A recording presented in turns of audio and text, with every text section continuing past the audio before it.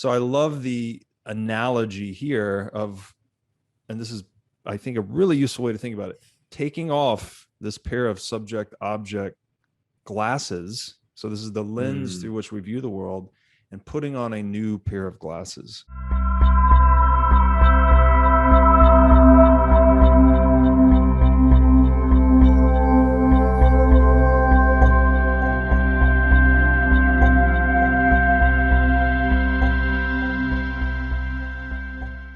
Hi there. So Robert Breedlove on his channel, the This Is Money show, had a philosopher on who did a beautiful presentation of the Metaphysics of Quality, a multi-episode presentation. As of this recording, there are 3 episodes. And Robert has already indicated that Lila is one of the 3 books he recommends to shift our perception of reality, to put on a new set of lenses. I want to talk about episode 1 specifically. I'm going to, just kind of do an overview of what's going on here and put some clips and comment on the clips. I really wish I wish I could get OBS to work so I could comment as they speak, but I can't, so I got to do it this this kind of way. Mike Hill is the person who does the presentation, and he works in film.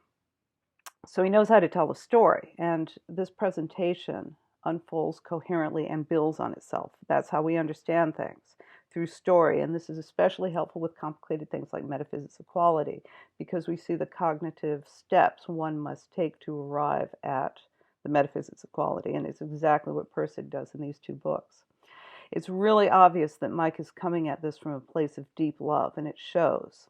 It's carefully constructed to be clear and comprehensive. Also, Mike's really adept at integrating classical philosophy. So he's kind of like giving this like a good philosophy lecture on the metaphysics of quality. If you took a short class, it would probably be something like this. But it's also integrated with, of course, because Robert Breedlove's channel is about Bitcoin, so it uses the grounding in the real world with Bitcoin. And there's a sort of dichotomy going on with fiat money, Keynesian fiat money, and Mises, and I think that's the economist, and the Austrian economics. And one, of course, is reflective of subject-object thinking, and the other is a much more dynamic way of seeing things, more integrative, like, let's just say, remember when Pirsig was saying that you have to stand in line, and the clerk has to go through all the names linearly to get to your name, and it takes forever. But when you have something like the Dewey Decimal System, it's like an organic growth of categorization that's very dynamic and can be updated. So probably the same thing's happening with these 2 ways of seeing economics. They're also going to go into what science really is according to Pirsig. And remember, the whole thing that started this, the metaphysics of quality, was when a student, Pirsig, Phaedrus, realized that for every proposition, for every scientific fact, there could be an indefinite amount of hypotheses. And that meant that there was never anything that implied that there was never any one conclusive fact in terms of science. So science is not what Sam Harris believes it is. And that's an excellent, that he goes into this a little bit, because much of the discussion in this corner is that science is nested in value, even though we're hypnotized into believing it's a method for revealing absolute objectivity. For Pirsig, science is an incredibly useful tool. He has nothing against it. He integrates science into both of these books to illustrate concepts and as valid things that we, valid tools that we use to make our lives better. And he emphasizes that science does make life better, but it's a tool. It's a high-quality intellectual collection of patterns of value, let's just say. It's like classical reason, but which means we can use it, but it's not the whole thing. Obviously, when I talk this way, it probably reminds you of McGilchrist with the left hemisphere and the right hemisphere. The left hemisphere is the rider, and the right hemisphere is the elephant. That whole understanding of the way we think that is very sophisticated. McGilchrist and Haidt and other cognitive scientists have really started to emphasize. So to start off, Mike proposes that the metaphysics of quality is a step in the direction of a unified theory. And here's the first clip. And I'm of the belief that Leela represents a step towards a unifying theory that makes all of today's confusions when it comes to religion versus science and determinism versus free will. This book effectively unplugs us all from the system that gives us that confusion. And I think that's just an incredible achievement. And hopefully posthumously, Pirsig is going to go down in history as solving a lot of problems. You know? So if the metaphysics of quality is something like a unified theory, which I think Pirsig stops short of saying, I think Pirsig says this, the metaphysics of quality make everything that was once uncategorizable platypi line up and fall into place. So there is something in here that unites. And at one time in our consciousness, we were unified. We were unified under God. God does everything, and everything is of God. Then we thought it was atoms. And now physicists are trying to somehow unite space-time with quantum particles or something like that, which seems complicated, which seems like a big chore. And I wonder if maybe it's simpler than that. Maybe there's something else holding everything together. Or maybe we need a different lens to see what it really is that unifies everything. That we're trying to look for materialistic, inorganic pattern of value that unifies everything. And maybe that's a mistake. Now, this next part is really interesting and is something I've tried to convey coherently without sounding too woo. And I don't think I've really succeeded because I keep using the word panpsychism because I don't have enough resources to really describe this. But Mike does. The way he articulates this constant valuing that everything in the universe does all the time works really well and sounds plausible to, someone who's kind of skeptical because he evokes this participatory universe concept of an august physicist, John Wheeler, who worked with Feynman, who any skeptic, the materialists all respect Feynman. The theories from people like John Wheeler, who was a quantum physicist who worked with Richard Feynman.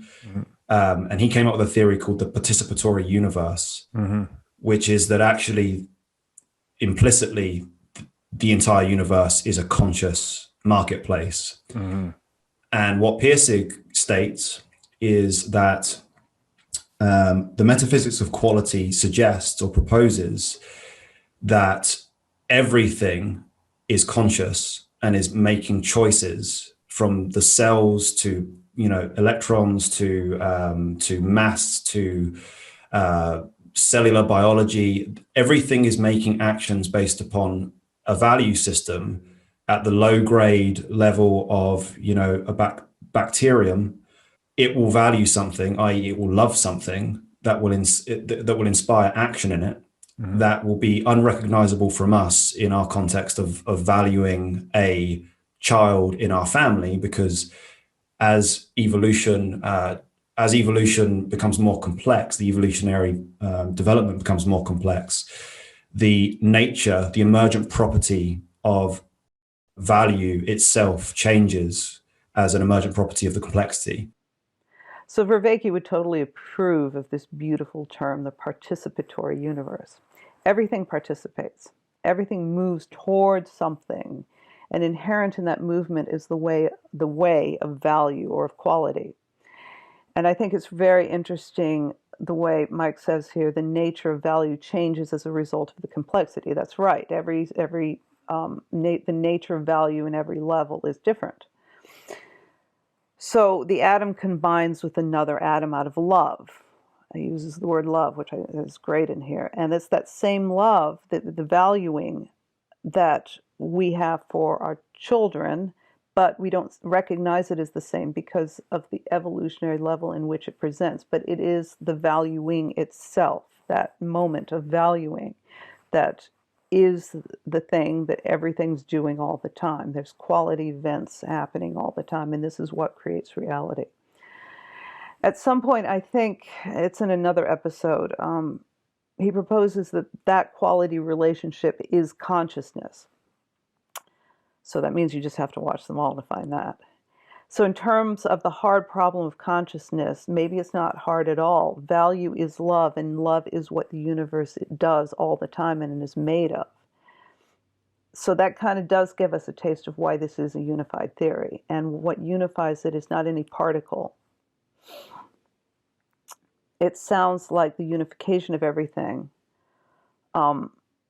that the mystical side of all spiritual and religious traditions have been saying, that love is how the universe is constructed, and that consciousness and love, I would say that this is very much related to each other, like Mike says somewhere, that consciousness is that valuing, and that everything is conscious in its own way. I mean, and again, the complexity of consciousness at the human level and the atomic level are obviously very different. They're going to present very differently.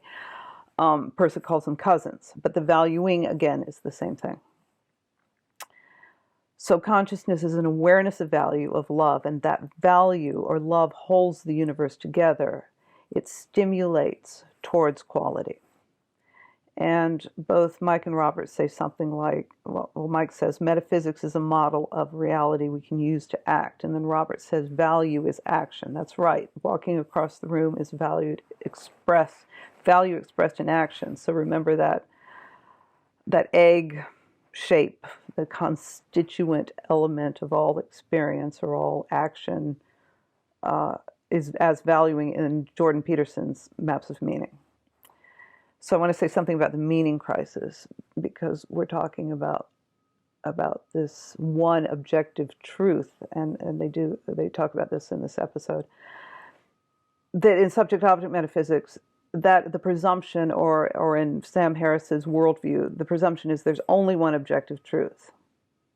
But they also say the other problem is that there's another viewpoint, which is there are infinite truths, and there is no, and this is the thing we're seeing now. We're seeing this cultural relativism, we see this breakdown, and both of them lead to nihilism, because they both, Robert says, this is great, he says they remove agency.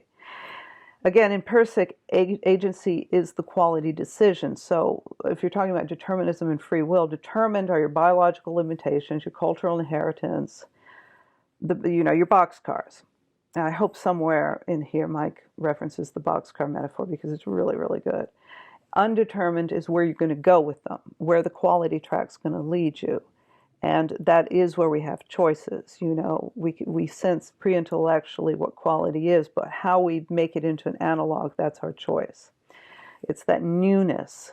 It's in that newness that we find, of the quality event, that we find free will. So causation and substance? Yeah. So back to the problems with empiricism. Let's talk about two aspects of empiricism, which empiricism itself can validate as being non-existent, which is substance and causation. So if you wanted to validate empirically the existence of substance, you can't, because of quantum physics has proven that substance itself is an illusion, or it's a bias that we have, that we've got a lens that says this table holds together because it's made of substance.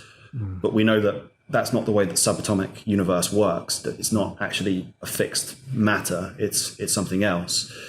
And also causation, much like love and truth, well, you can't point a microscope at causation. Pirsig says, empirically speaking, there is no such thing as causation. You never see it, touch it, hear it, or feel it. You never experience it in any way. This has not been a minor philosophic or scientific platypus. We'll describe what platypus means in a minute. This has been a real showstopper. The amount of paper consumed in dissertations on this one metaphysical problem must equal whole forests of pulpwood. In classical science, it was supposed that the world always worked in terms of absolute certainty, and the cause is the more appropriate word to describe it. But in modern quantum physics, all that has changed.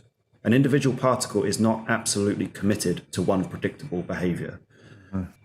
Yeah, and I think this is very critical point in that the empiricism, let's say the empiricism of science itself is taking us into quantum mechanics as the most accurate description of the universe. And at that level of analysis, causation does not exist. So at the quantum level, not just causation, but the very nature of reality is different. So let's just say quantum physicists with this materialistic mindset, which is like a hammer, because to someone with a hammer, everything's a nail. To a physicist, everything is a particle. It's got to be material reality. And that is the mindset of physics these days. So you have the one tool in subject-object metaphysics, which is you need to get down to the bottom of the smallest, the particle that makes up all of reality. I think for a while they were hoping it was the Higgs boson, and all that money was spent on that Hadron Collider. They contrast the tool of the metaphysics of quality as a Swiss Army knife, which is all tools. So the hammer mentality requires quantum to find ever more particles that are mathematically verified. When really what quantum looks like is a field of preferences, of value. Now, I love what Robert says here. Causation, and I would add further, the concept of particles or elementary subunits of materialistic reality do not exist either in the quantum domain. Particles, in fact, are actually just interacting wave patterns. Mm-hmm. So what we see at this level of resolution is just an infinite complexity of interacting waves. We call different points of those waves interacting particles. We say this is an electron, this is a neutron, this is a proton. That, I think, is a model that is an upgrade to quantum physics. Robert says here that particles are waves interacting, and I think that's a good model.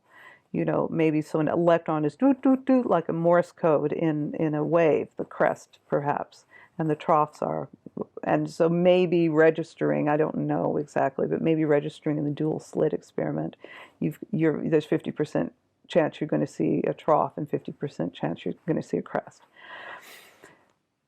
But waves aren't what things are. It's what things do. So what is waving? I think that we ought to think about that. Whatever the substrate is, it's valuing, it's waving. So in fact, it looks more like probability, right? There's probabilities at this level of analysis. There's not strict mechanical causality as we think about it when we think of, you know, a grandfather clock or something like that.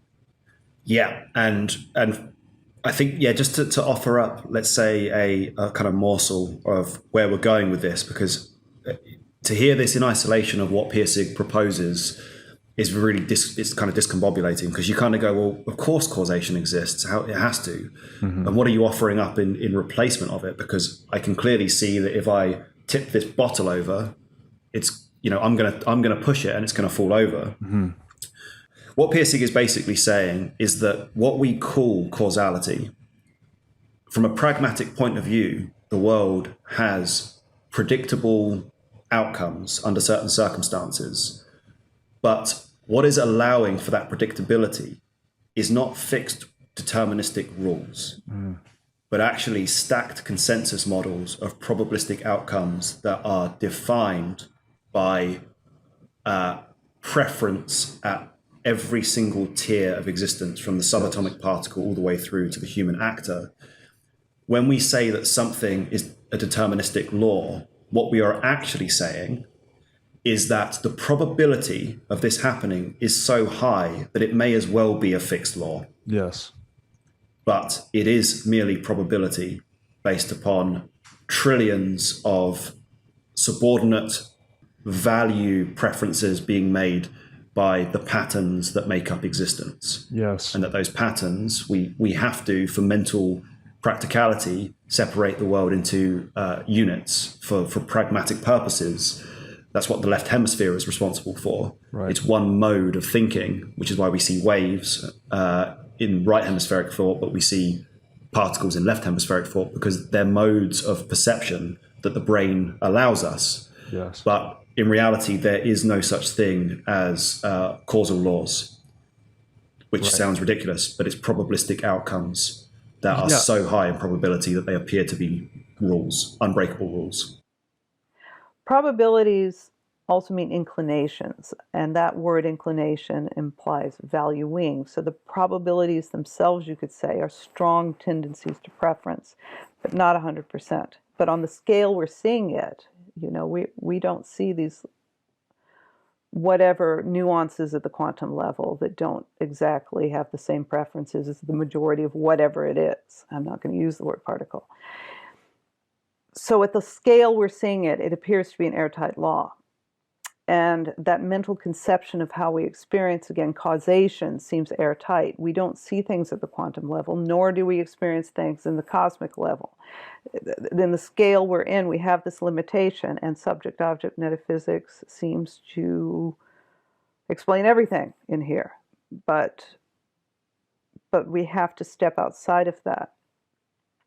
That distinction of very big and very small is really important. So, yeah, for all intents and purposes, inorganic laws seem airtight. But since we know they're not, underneath is something else.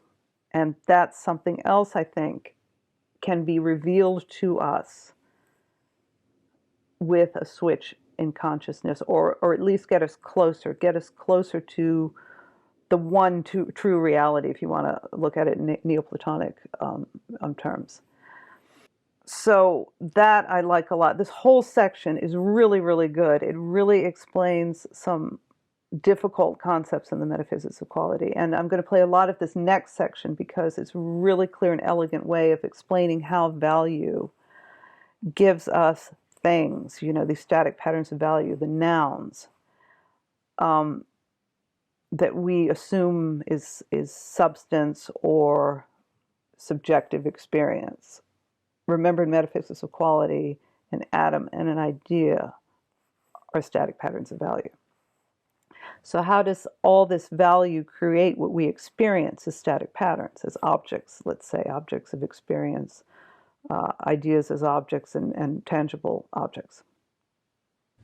What we observe as causal, to your point, is more like a emergent property of this assimilation of preferences. Now, this sounds wild too, but as we'll get deeper into this, Pirsig is making the argument that preferences exist at every level. We right now sort of in our own egoism assume that only we have preferences, and that even animals, we don't assume have that much of a preference. They're more instinctual, and certainly inorganic reality doesn't exhibit a preference. But he's changing the view on that.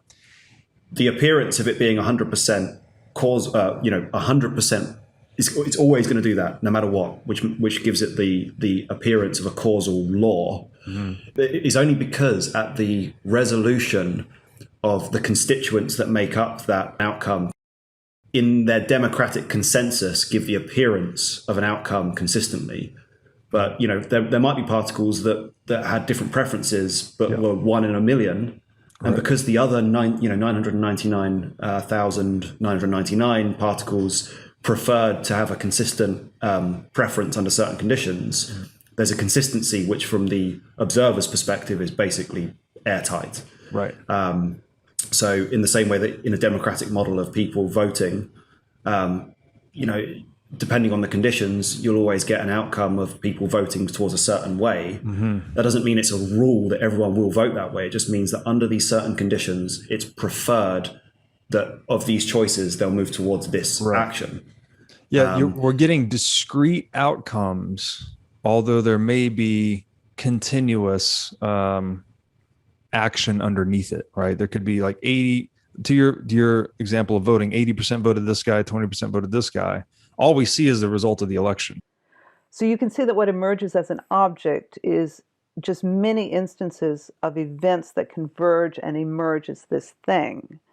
I hope that he talks about the giant metaphor, which is a metaphor of this kind of emergence, where all these things, disparate things, line up and produce the giant, which is, the city, the living being of New York City. And the more we're able to identify those instances, which is what we're beginning to be able to do, we're beginning to go down to levels and see all these instances and analyze them.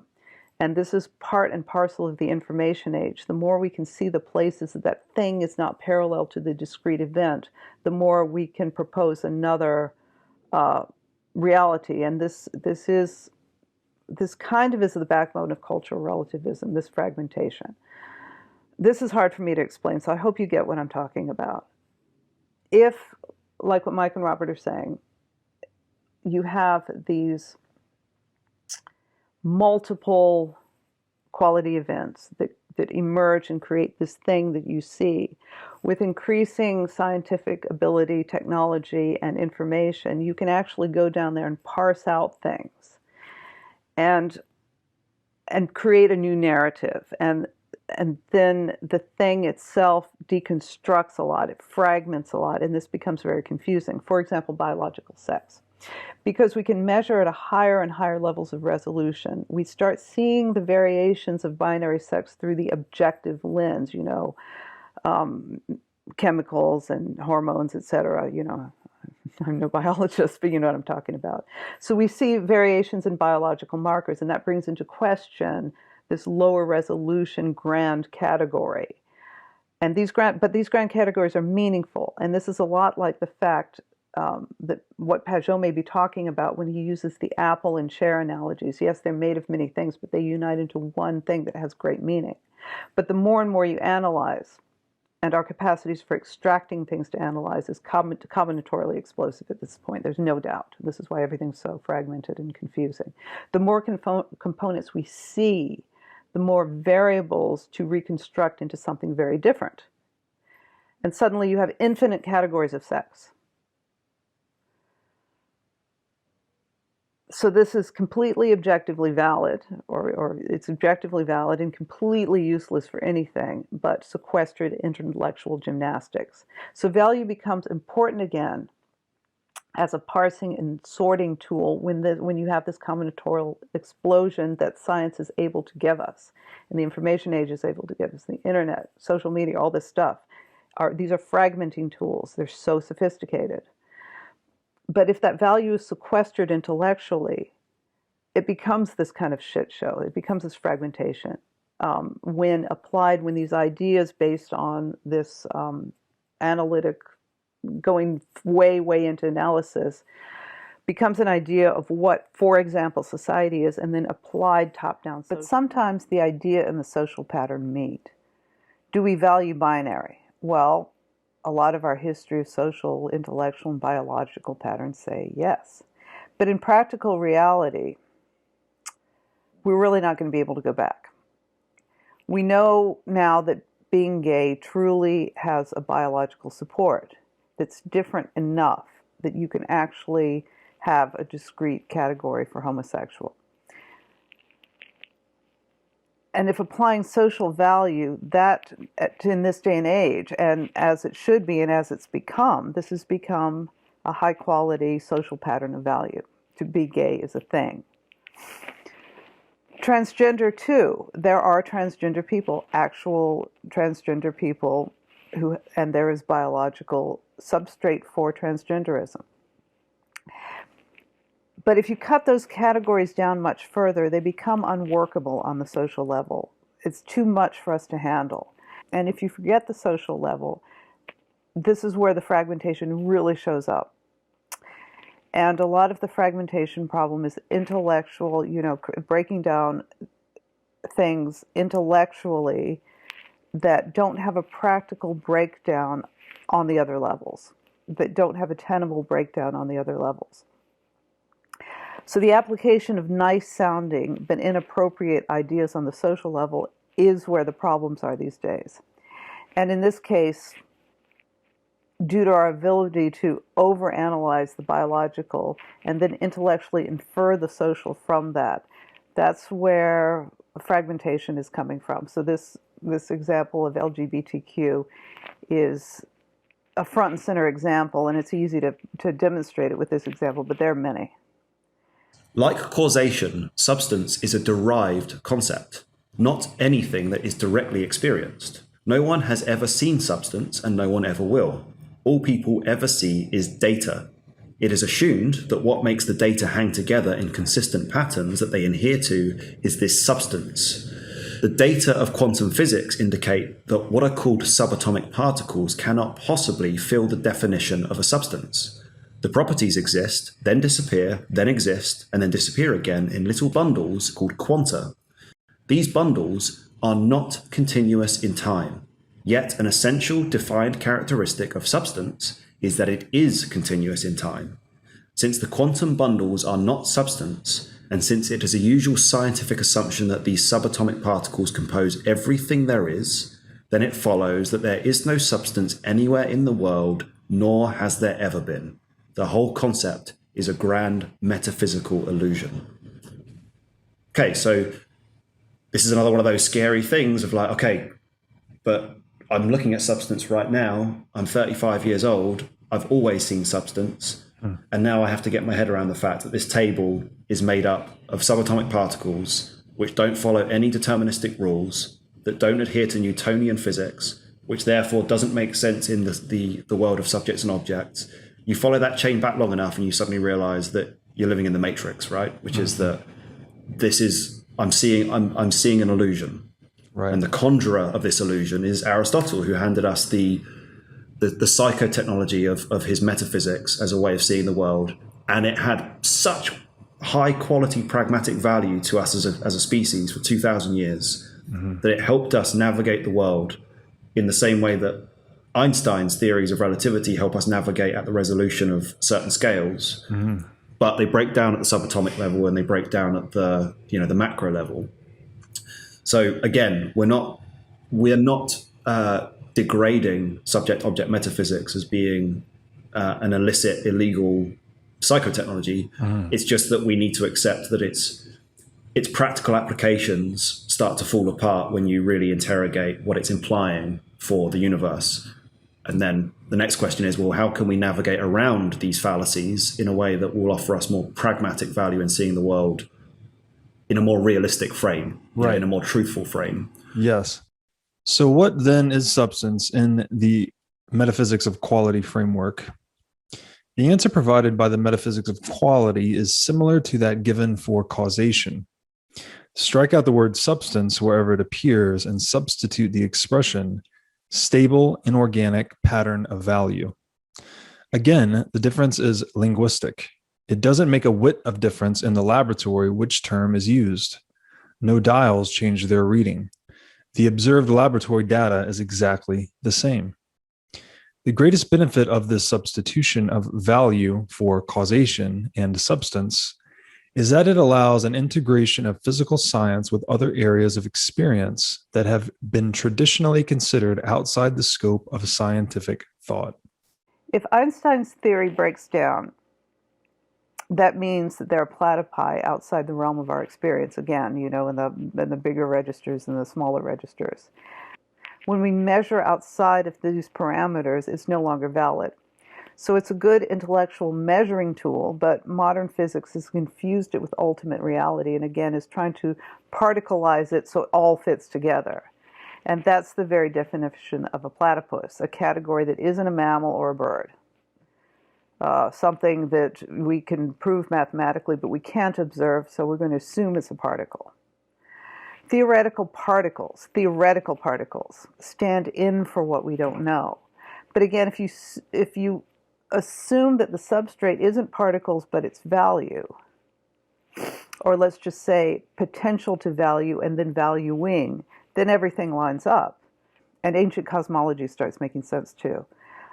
Do you kind of get what I'm saying? It's like it's outside our scientific understanding to look at the substrate of reality in any other way except material. But because that understanding is breaking down, we have to reparse all this stuff with a new value system. This is what the metaphysics of quality is going to help us do. And it's going to help us accept that something like value as being the substrate of reality is a very workable way of seeing reality. And it's workable in all human endeavor, science too. Now listen carefully to what Pirsig said. The difference is linguistic. So quantum particles are a word, but so is quality.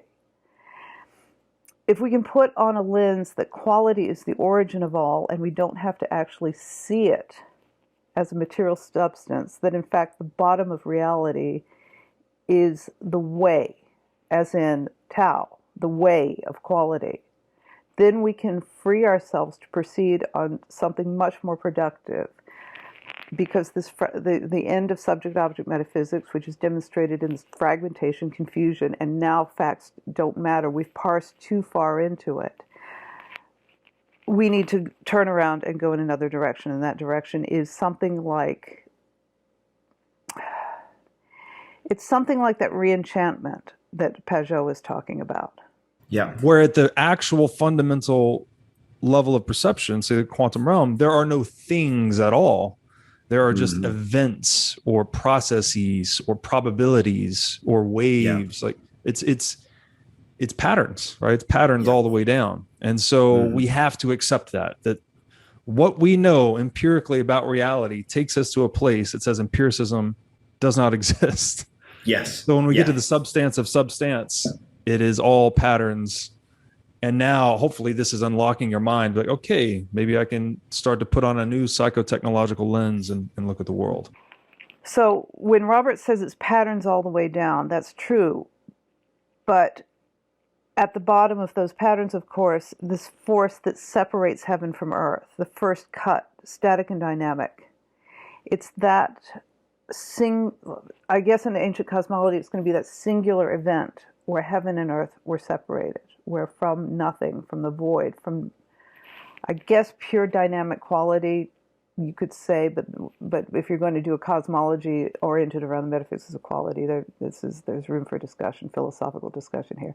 But let's just say that symbolic initial event is the origin of all manifest reality, and this it's another way where metaphysics of quality, it fits right in there, it slots right in there, it helps explain it, and it can be explained by it. So our quest here is reevaluating how we're going to do that. We can't go back and forget the past 2,000 years since Aristotle ever happened. But with this new lens, we can revalue what we already know. So we have value all the way down, driving all action in the universe, all change, all exchange, all evolution. Yes, Robert, that is correct. So please check out this series. And as of this video, like I said, there are 3. They're all excellent. They're really, really useful, helpful to understanding metaphysics of quality. If you're having trouble with Lila, spend 3 hours on, or 3.5 hours on this. Maybe there's going to be more. You're going to get plenty out of just the first hour. And the last thing I want to show, and this is a suggestion to Robert, you have to meme this. I don't want to do it, it's not my image, but I would love it if you did. So I hope that makes sense, and I'll see you next time.